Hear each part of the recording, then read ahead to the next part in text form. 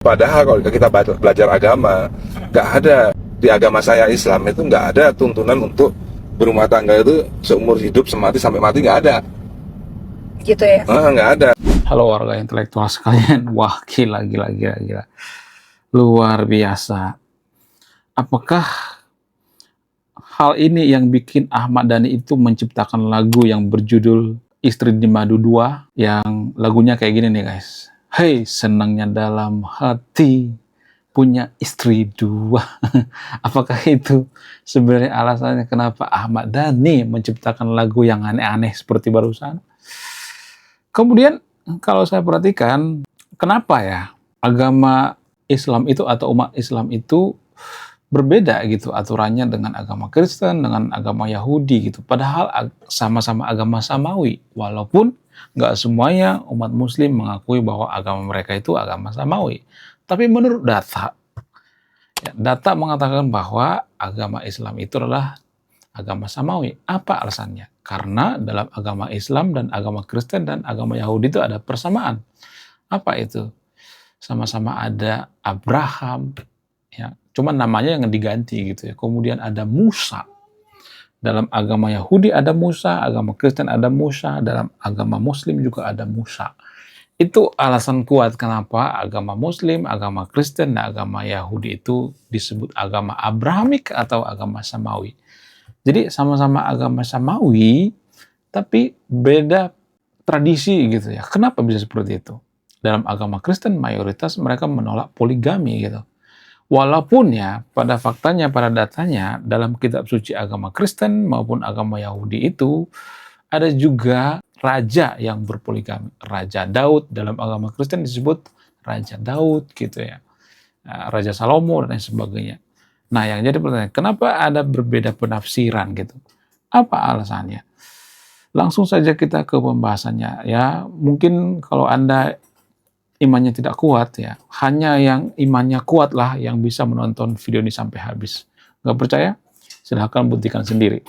Langsung saja kita ke pembahasannya. Mari kita gaskan.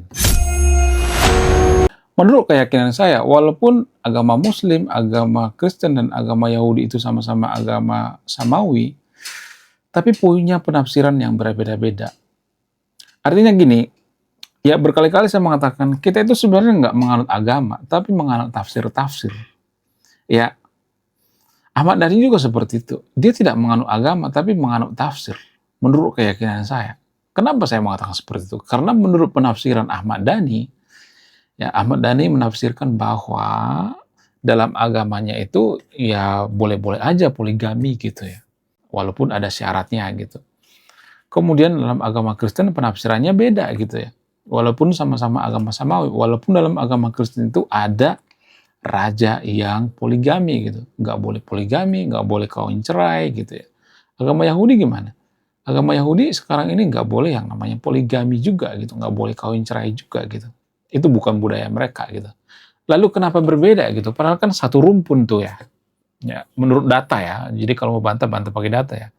Satu rumpun gitu, sama-sama agama Samawi. Kenapa bisa berbeda? Apa alasannya? Ya, seperti yang saya katakan tadi itu karena penafsiran. Jadi, dalam beragama itu, yang berubah itu cuma penafsirannya. Ayat kitab suci, ada yang mirip-mirip juga gitu ya. Sesama agama Samawi pasti mirip-mirip lah ayat-ayatnya, kisah-kisahnya gitu. Artinya dalam umat Muslim ada kisah Nabi Musa, dalam agama Kristen ada kisah Nabi Musa, kemudian dalam agama Yahudi juga ada kisah Nabi Musa, kemudian ada Yosef gitu ya. Ada banyak kemiripan. Kemudian Yunus misalnya, kisah Yunus yang ditelan ikan paus ada dalam agama Kristen ya. Kemudian agama Yahudi juga seperti itu, agama Muslim juga seperti itu. Jadi penafsirannya sebenarnya yang dirubah. Kenapa orang Kristen merubah penafsiran mereka itu tidak boleh poligami? Apa alasannya? Ada banyak alasan sebenarnya. Seperti Yesus misalnya, mereka menganggap bahwa Yesus itu kan nggak menikah ya, nggak punya banyak istri gitu ya. Itu dari penafsiran orang Kristen. Tapi gini, sah-sah aja ya. Kalau misalnya dalam agama lain penafsirannya beda, sah-sah aja. Saya tidak mengatakan penafsiran ini yang paling benar, penafsiran ini yang paling baik, saya tidak mengatakan seperti itu ya. Karena keyakinan itu tidak bisa diperdebatkan sebenarnya. Saya sepakat dengan Ahmad Dhani. Ahmad Dhani pernah mengatakan, dalam agama gue itu nggak boleh debat agama. Itu penafsiran dia. saya juga sangat sepakat dengan apa yang dikatakan oleh Ahmad Dhani gitu, bahwa kita tidak boleh memperdebatkan agama gitu, karena itu kan penafsiran. Gimana kita memperdebatkan penafsiran? Nggak bisa. Penafsiran itu kan keyakinan. Kalau kita menafsirkan dalam agama kita boleh poligami, emang kita boleh menuntut kan boleh kan, kecuali ada kesepakatan bersama. Itu pun butuh effort gitu ya. Agama Kristen misalnya ada kesepakatan bersama, butuh effort juga gitu ya. Ya, agama Yahudi juga seperti itu ya, ada kesepakatan bersama ya, tentang penafsiran gitu. Kalau ulamanya sepakat bahwa nggak boleh menikah, ya udah. Tapi kalau ulamanya sepakat boleh menikah, boleh gitu. Jadi yang paling utama itu penafsiran. Ayat bisa dicari belakangan. Ya, dalil bisa dicari belakangan. Ya, itu tipikal orang dalam beragama, guys. Tanpa kita kesadari ya. Jadi kalau misalnya nih, ya ada yang mengatakan bahwa ya, seperti di Konoha misalnya, boleh kok poligami kan, ada syaratnya. Ya, padahal dia pengen aja misalnya nih, nggak semua tapi di sekelompokan ya pengen aja misalnya nambah istri. Ya karena dia kan bisa dicari belakangan gitu. Agama Kristen juga bisa kok dicari-cari sebenarnya. Buktinya Salomo, ya Raja Salomo poligami kok, masuk surga juga gitu ya. Kemudian Salomo itu sama seperti Sulaiman ya. Kemudian Raja Daud juga seperti itu ya. Bisa dicari-cari sebenarnya. Ada ayat-ayat yang bisa ditafsirkan sebenarnya. Ya, makanya saya sering mengatakan bahwa nggak semua tapi di sekelompokan ya. Ayat kitab suci itu bisa seperti pasal karet gitu. Ya, jadi kalau kita pengen sesuatu bisa ditarik ke sana kemari gitu ayatnya gitu ya. Ada semacam pasal karet gitu. Ya, nanti dalilnya belakangan ya. Dilakuin dulu, nanti dalilnya dicari belakangan gitu. Ya, itu ajaibnya agama guys, tanpa kita sadari. Itu semacam keajaiban ya menurut saya pribadi. Kemudian kalau misalnya kita berpikir secara rasional, ya ini menurut data guys ya, kalau bantah pakai data. Kenapa negara yang menghalalkan poligami itu susah jadi negara maju gitu? Coba sebutkan satu saja negara maju dunia ini yang menghalalkan poligami. Adakah? Gak ada. Ya, gak ada.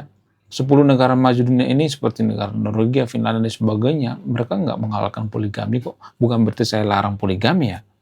Ya, ini kita pisahin dulu ya. Ini bukan dari perspektif agama ya. Ini dari perspektif pemikiran yang rasional. Kalau misalnya dalam agama Muslim itu poligami, sah-sah aja, saya nggak ngelarang. Bebas-bebas aja. Ya, Ahmad Dhani poligami misalnya, kawin cerai nggak jadi masalah. Itu urusan dia, nggak ada urusannya. Jadi yang paling penting itu kita bahas ranah yang lebih luas gitu ya. Dalam bernegara, dalam kemajuan gitu ya. Bukan dalam ranah agama ya.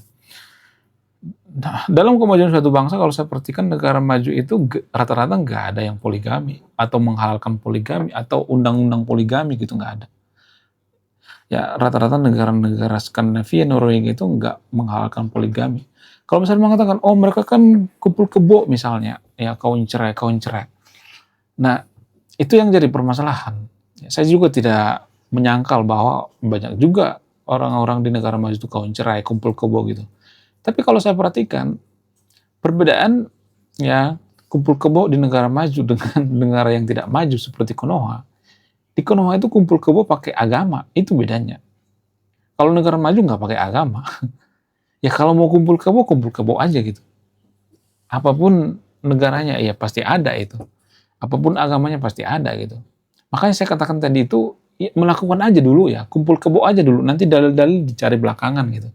Itu ajaibnya agama guys, tanpa kita sadari. Ya melakukan dulu gitu ya. Nanti kita cari gitu ya. Oh di sini penafsirannya ditarik gitu ya. Ya seperti undang-undang lah, pasal karet gitu ya. Undang-undang ITE gitu ya, pasal karet. Itu kan bisa ditarik-tarik kemana-mana kan. Tergantung pesanan gitu ya. Ya, jadi saya tidak anti agama di sini ya, di Sekelompokan ya. Saya tidak anti agama. Saya tidak mengatakan kalian tuh nggak usah beragama. Saya tidak mengatakan seperti di Sekelompokan ya. Tapi menurut saya pribadi ada semacam ini ya, sesuatu yang luar biasa gitu ya.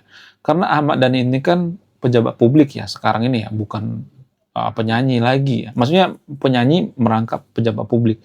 Boleh dong kita mengkritisi pejabat publik ya kan. Dia mengatakan seperti itu di ranah publik, kita harus mengkritisi gitu. Nah, kenapa biasanya negara yang ada undang-undang poligami itu seperti Konoha susah jadi negara maju? Apa alasannya? Nah, ini yang jarang dibongkar guys ya. Jadi Anda beruntung nonton video ini. Apa itu? Gini, biasanya, nggak semuanya tapi disclaimer on ya, biasanya orang yang korupsi itu ya ada tuntutannya gitu. Kalau saya tidak pernah melihat ya, ada koruptor tapi duitnya itu dipakai sendiri gitu. Enggak, biasanya ya untuk membiayai selingkuhannya, simpanannya. Ya, kemudian ada wanita yang dipoligami secara diam-diam gitu, nikah siri. Biasanya seperti itu. Jadi ya poligami secara diam-diam, nikah siri dan sebagainya itu biasanya, nggak semua tapi disclaimer on ya. Biasanya itu berdampak pada kemajuan satu bangsa. Lah, kok ada hubungannya? Ada hubungannya lah. Kalau misalnya ada pejabat misalnya nih ya, di Konoha kan undang-undangnya bisa poligami kan, asal setuju dengan atasan gitu. Ya kemudian di Konoha juga udah bukan rahasia umum lagi, ada pejabat di Konoha yang punya simpanan, ada banyak tuh ya simpanannya. Ada simpan di kos-kosan di mana, ada banyak tuh, di apartemen gitu ada banyak tuh ya. Minimal 3-2 gitu. Untuk membiayai simpanan ini kan butuh duit kan, butuh effort kan. Nah, kalau butuh duit, butuh effort, otomatis mereka juga akan menghalalkan berbagai cara gitu, termasuk korupsi. Jadi guys, ini agak melebar dikit ya, boleh dong ya. Ada sebuah perusahaan atau bos perusahaan yang melarang karyawannya selingkuh atau poligami. Kenapa mengurusi masalah privasi karyawannya? Ternyata ini berdampak guys sama efisiensi perusahaan. Ya, jadi bos perusahaan ini mengatakan, kalau lu selingkuh, maka lu biasanya nggak konsen kerja. Ya, lu pasti biasanya akan ngelihat waktu gitu ya, kapan pulang, kapan ketemu gitu, nggak konsen. Kemudian akan mencari cara untuk korupsi gitu. Kalau dipikir-pikir ya juga ya, mempengaruhi juga ya gitu. Walaupun ini masalah privasi gitu. Jadi negara juga seperti itu. Jadi kalau banyak pejabat kita yang seperti itu punya simpanan gitu ya. Ya misalnya nih ya, contoh misalnya di Konoha ada Kejagung misalnya. Ini hanya di Konoha ya, ada Kejagung yang punya banyak simpanan misalnya.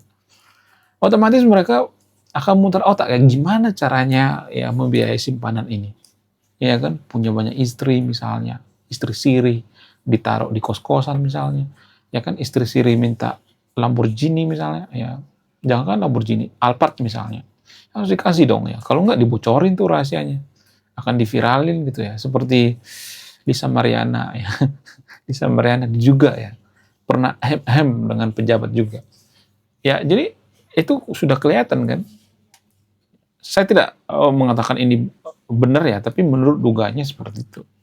Lisa Mariana pernah hem-hem dengan Ridwan Konyol ya, bukan Ridwan Kamil ya, tapi Ridwan Konyol ya, pernah melakukan seperti itu. Pejabat publik, nah guys, gimana dengan rakyatnya? Pejabatnya kayak gitu, apalagi rakyatnya kan. Jadi itulah alasannya kenapa negara maju itu tidak memperbolehkan yang namanya poligami. Lalu kenapa memperbolehkan poligami walaupun ada syarat itu dan syarat ini? Ya karena kita itu kan nggak niat jadi negara maju. Ya berkali-kali saya mengatakan kita nggak niat, kita nggak didesain jadi negara maju. Kalau kita niat jadi negara maju, ya kembali lagi seperti zaman Soeharto gitu ya. Zaman Soeharto itu nggak boleh poligami, ada undang-undangnya itu. Itu pun karena dipengaruhi oleh Butin juga. Butin nggak pengen ya ada orang yang poligami. Nah, itu mempengaruhi guys. Ya, poligami itu mempengaruhi kemajuan suatu bangsa. Makanya gini, saya tuh sering mengatakan agama itu mempengaruhi kemajuan suatu bangsa. Misalnya nih ya, ada pejabat nih ya pengen poligami, tiba-tiba dilarang negara misalnya. Kok negara melarang, agama juga memperbolehkan? Pasti kan ada tanda seperti itu kan. Jadi ini sumbernya dari mana? Sumbernya dari agama. Bukan berarti saya mengatakan ini nggak baik ya, tapi sumbernya dari mana? Sumbernya dari agama. Makanya saya mengatakan banyak keputusan kita sehari-hari itu dipengaruhi oleh agama. Cara makan, cara minum, cara berpikir. Ya, apakah ini alasannya kenapa nggak ada negara Muslim yang jadi negara maju? Saya cuma bertanya. 10 besar negara maju dunia ini nggak ada negara Muslim. Apakah ini alasannya? Silakan simpulkan sendiri, saya tidak akan menyimpulkan. Kemudian selain itu, kalau kita poligami, ya kalau dipaksa misalnya, kawin cerai, anak kita kan nggak keurus ya. Harga susu mahal coy. Ya, untuk vitamin juga mahal gitu. Beli ini, beli itu gitu. Jadi itu artinya ya kalau kita poligami maksain itu Yang korban siapa? Anak kita. Nah kalau anak kita kurang gizi, ya SDM rendah, gimana mau bersaing, gimana jadi negara maju? Yang ada Indonesia cemas kan, bukan Indonesia emas kan? Ya jadi make sense kan, masuk akal kan? Tapi kalau saya ngomong seperti ini nanti pasti banyak nanti yang kejang-kejang kalau jawatan berjamaah. Ya mereka akan mengatakan, tahu apa tentang agama? Ya, sok tahu, ngaji dulu sana. Jadi kalau sudah berhubungan dengan agama itu tiba-tiba ngamuk gitu ya, ngambek gitu. Makanya negara yang terlalu mengurusi agama itu susah jadi negara maju. Karena mereka fokusnya itu cukup imani, nggak usah ya anti kritik biasanya. Nggak semua tapi disclaimer ya rata-rata seperti itu ya. Menurut kalian gimana? Coba tulis komentar ya. Saya akan berpihak di video Anda yang menyimpulkan. Oke guys, sekian video itu. Terima kasih Mami. Saya kaum intelektual, salam rasional.